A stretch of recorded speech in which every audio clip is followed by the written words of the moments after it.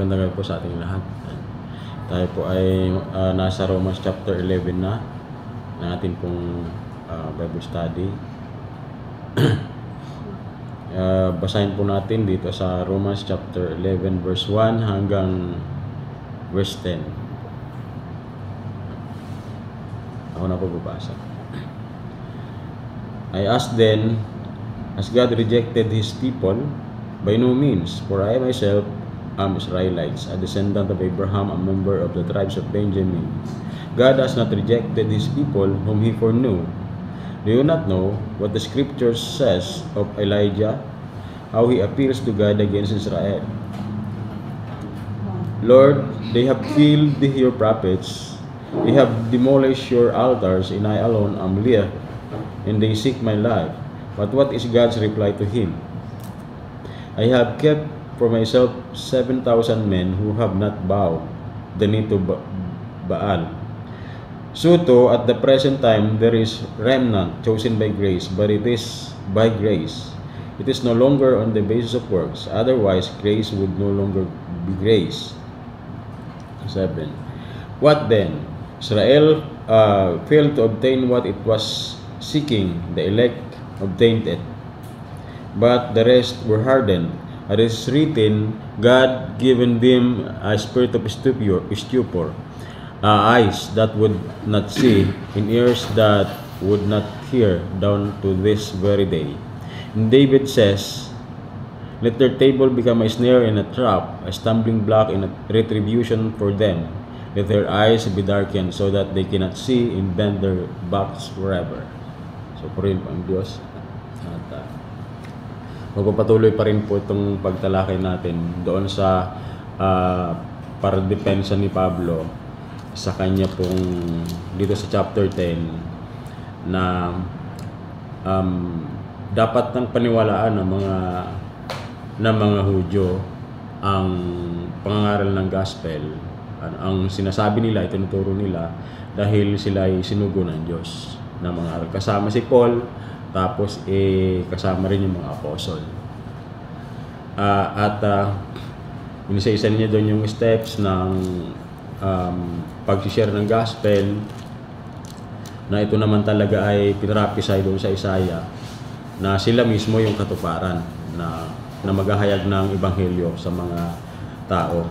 At sinabi nga doon na para sila ay tumawag sa Panginoon, kailangan ay sila ay sumampalataya. At para sumampalataya ang tao, kinakailangan ay mayroon silang marinig na sasampalatayaan na nila.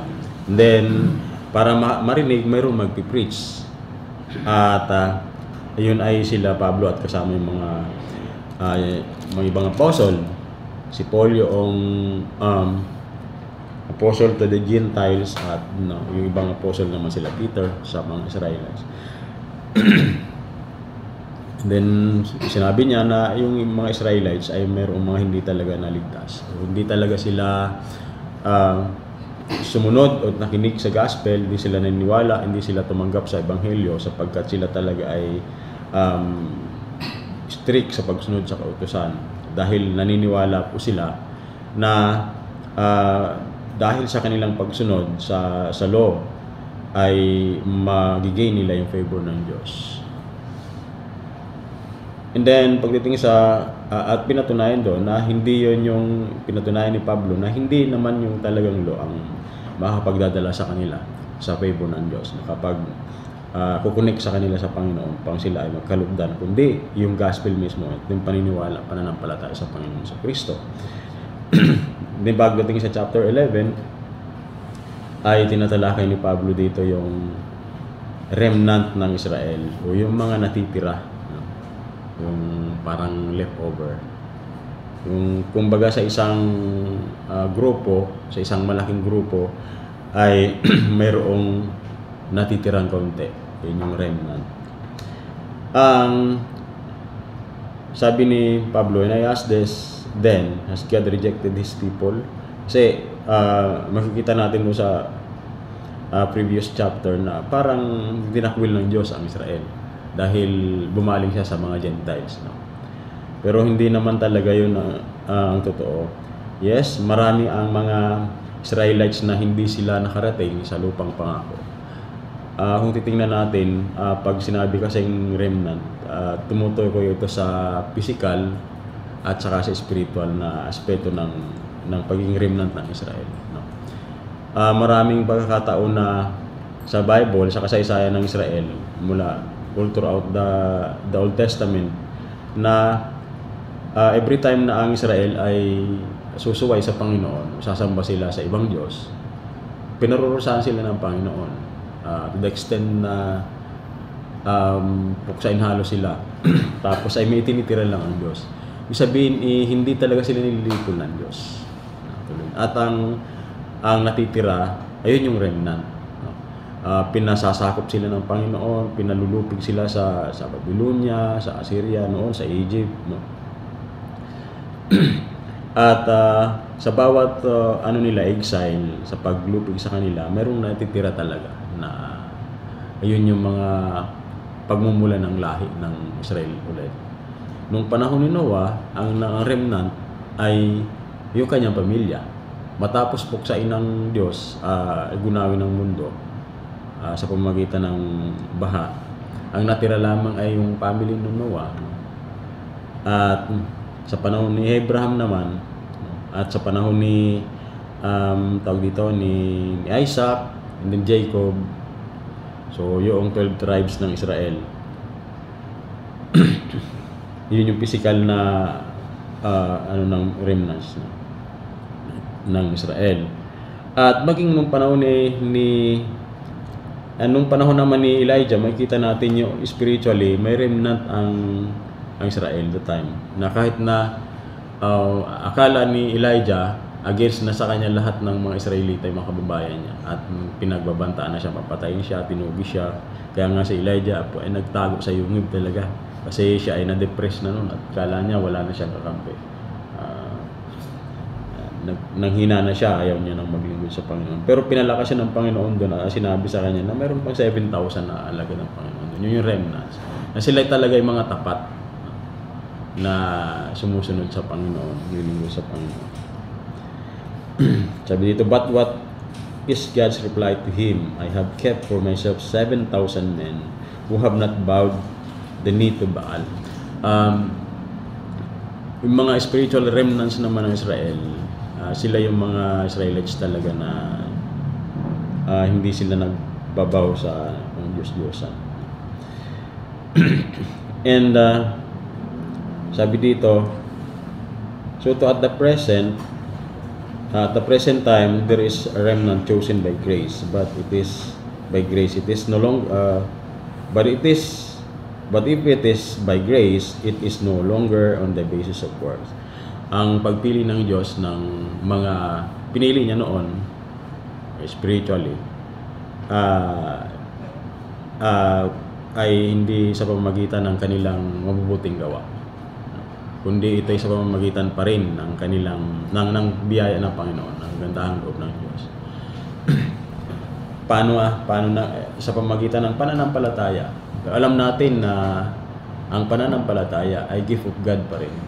At maging yung mga saints sa Old Testament ay pinagkalooban sila ng pananampalataya ng Panginoon. Sila Abraham, mga faithful saints, sila Noah, sila ay pinili ng Diyos upang pagkalooban ng pananampalataya at sila ay naging tapat sa pananampalataya. Kita natin malinaw na tinatalakay natin noong nakaraan pa na ang faith ay gift ng Panginoon. Ito yung saving faith na sinasabi doon sa Santiago, no? Na magagawa mong maging faithful ka sa Panginoon sapagkat yung gift ay yung faith na nasa iyo ay ito'y galing din sa Panginoon. So hindi ito yung faith sa sarili natin. Okay. At ito yung faith ng mga saints time, kaya sila ay nanatiling tapat sa Panginoon. At syempre, by grace pa rin yun. At kung paano nangyari, nakatingin yung mga saints noon sa Old Testament, sila ay looking forward doon sa pagdating ng Messiah, sa gagawing redemptive work ng Panginoong Jesucristo. And then so yung epekto nun nung future na gagawin ng Panginoon na redemptive work ng Panginoon Kristo ay mayroong epekto doon sa sa mga naunang saints sa Old Testament. Tawag doon ay retroactive effect sa kanila. Tapos sa tayo naman ng mga mananampalataya ngayon, tayo naman ay naglo-looking back doon sa ginawa ng Panginoon Kristo. Kung yung mga saints sa Old Testament, sila ay looking forward sila sa pagdating ng Messiah, pangako ng Diyos na tagapagligtas, tayo naman ay tinitingnan natin pabalik yung ginawa ni Kristo. So parehas pa rin yun by grace, no? Yung biyaya ng Panginoon ng pamaraan para maligtas ang lahat, para sila ay magkaroon ng connection sa Panginoon. At dahil po diyan sa ginawa ng Israel, hindi ang mga Israelites po kasi sila ay by ethnicity naniniwala sila ay pinili talaga ng Diyos. Naman natin dun sa mga previous na chapters, naniniwala ang mga Israelites lahat sila sapagkat sila ay galing sa lahi ni Abraham, sila ay may favor ng Diyos at sila ay ligtas. Pero ang totoo, ang kaligtasan ay sa pamamagitan lamang ng grasya ng Panginoon. No matter kung ikaw man ay Hudyo o Hintil, no? Kaya nga may mga Hudyo na hindi sila naligtas at hindi sila talaga sumunod sa Panginoon. Pagkat yung mga sumusuway sa kautusan o yung mga nag-stick sa kautusan sa law at naniniwala sila na sila ay papaboran ng Diyos sa pamamagitan ng pagsunod sa kautusan, nanatili sila doon at pinagmatigas ng Panginoon ng kanilang puso. Hanggang sa naging katikisuran nila ang Panginoon sa Kristo mismo. At ito'y pamamaraan ng Panginoon para lumaganap yung Ebanghelyo at maabot tayo mga hintil. Actually sabi niya sa verse 11. No? So I asked, sa verse 11 ng chapter 11, so I ask, did they stumble in order that they might fall? By no means. Rather, through their trespass, salvation has come to the Gentiles, so as to make Israelites jealous. Hindi naman habang buhay na pagmamatigasin ng Panginoon ang Israelites. At darating ang time na yung remnant, yung mga natitirang Israel talaga, sila ay sasampalataya sa Panginoon. Mayroon lang talagang tamang panahon. Sinasabi yan sa chapter 11 verse 25 hanggang 27. Talagang darating sa panahon ngayon ang Israel, masasabi natin na talagang sila ay tumalikod sa Panginoon. Pag ikaw ay isang Kristiyano at nag-share ka ng gospel dun sa kanila sa street, babatuhin ka dun, palalayasin ka. Kasi talagang kinamumuhian nila, kinasusuklaman nila si Kristo. Yung name ni Christ mismo. Sino ba yung Hudyong yun na taga-Nazaret lamang? Ganun ang nila.